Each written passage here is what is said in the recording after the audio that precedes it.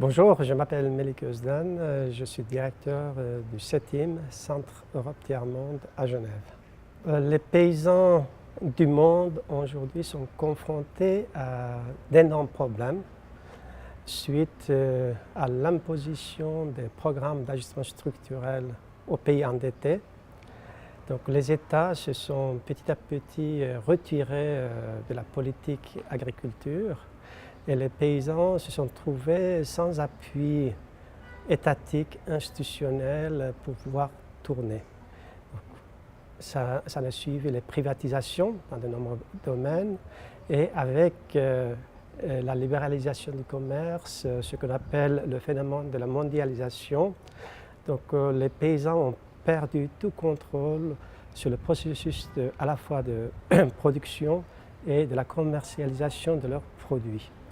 Alors, ils ont été remplacés entre guillemets par des sociétés transnationales agroalimentaires qui ont un monopole dans ce domaine et comme les paysans n'arrivent plus à vivre de leur labeur, de leur travail, donc ils sont à la fois doivent quitter les campagnes, c'est ce qu'on appelle l'exode rural, mais aussi de l'autre côté, il y a des accaparements de terres maintenant et monoculture, agrocarburants, etc. qui font que les paysans sont soumis à des grandes pressions et de gré ou de force sont forcés à quitter les campagnes. Donc voilà en gros les problèmes que les paysans rencontrent. Le processus qui a été initié au sein de l'ONU pour l'obtention d'une déclaration sur les droits des paysans aura, disons, un double objectif. Le premier objectif, c'est de sensibiliser l'opinion publique et les citoyens sur les problèmes rencontrés par des paysans. Le deuxième objectif serait d'accorder une meilleure protection aux paysans qui sont justement confrontés à des pressions que je vous ai parlé, puisqu'avec le monopole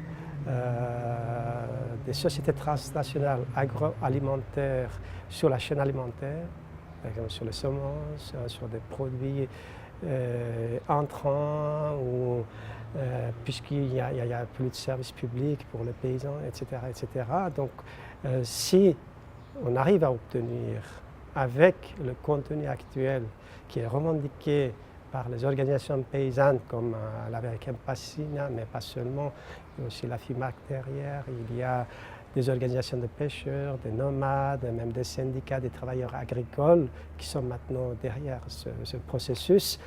Si on arrive à obtenir un texte qui correspond aux attentes, aux revendications de ces milieux-là, donc on pourrait exiger des États d'adapter leur politique et changer des lois. On peut penser, c'est vrai que le plus grand nombre de paysans sont situés dans les pays du Sud.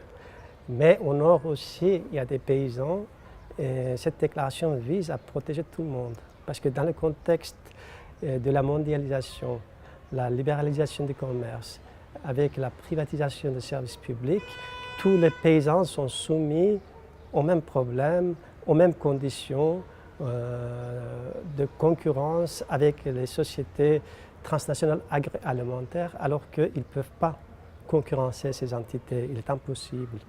Donc même si le nombre de paysans au nord sont moins importants qu'au sud, donc leurs conditions sont identiques.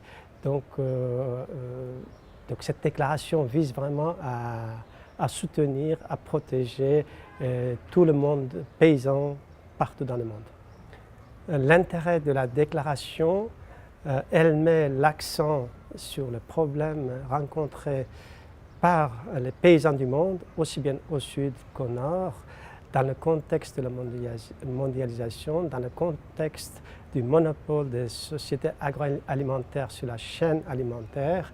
Et à la fois, elle est importante pour une meilleure protection des paysans du monde, mais aussi pour les consommateurs, puisque avec la production industrielle que nous avons, Elle pose des problèmes à la fois de la santé publique, à la fois de l'environnement, à la fois l'épuisement des ressources naturelles. Donc nous avons besoin des paysans et pour qu'on puisse les avoir, il faut les protéger au mieux. Ça sera un peu le rôle de la déclaration de l'ONU sur les paysans, sur les droits des paysans.